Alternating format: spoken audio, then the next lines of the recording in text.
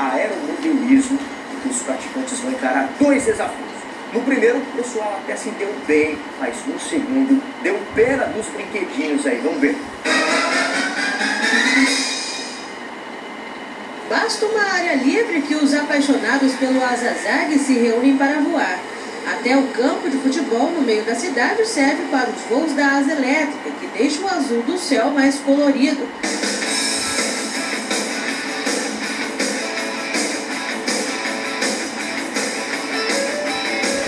Este é o cenário ideal para o Tenta-i de hoje. O desafio é passar com o asa zague embaixo da trave.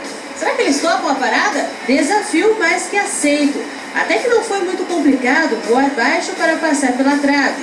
Até mesmo antes de propor o desafio, vários praticantes tentaram e conseguiram.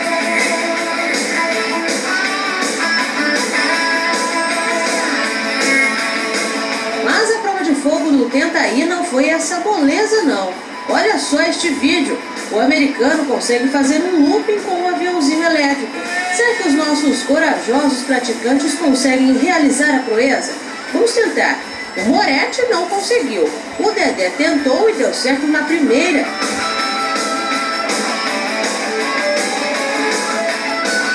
Replay da habilidade dele.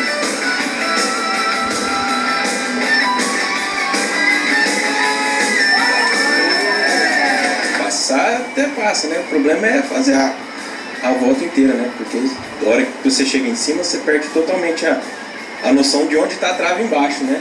O equipamento de Valdir deu um mergulho direto pro chão e não deu outro. Quebrou. Já deu uma quebrada no aero aqui, mas é assim mesmo. Nós vamos arrumar e vamos pôr pra cima de novo. A manobra para passar embaixo da trave é fácil. O duro é fazer o looping e voltar com ela, que eu não consegui.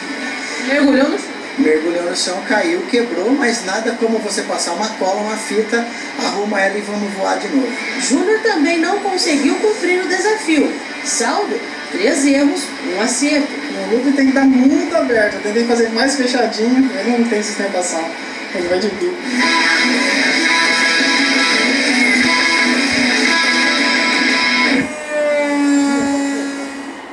Muito bacana, se já é emocionante a gente ver as imagens no televisor, imagina na real ali, o controle remoto na mão. Agora acabou o nosso tempo ligado no Esporte Volta às 7h20 da noite. Você fica com o Flávio Zani, com Televerdade. Um grande abraço para todo mundo. Tchau, tchau. Tchau, tchau.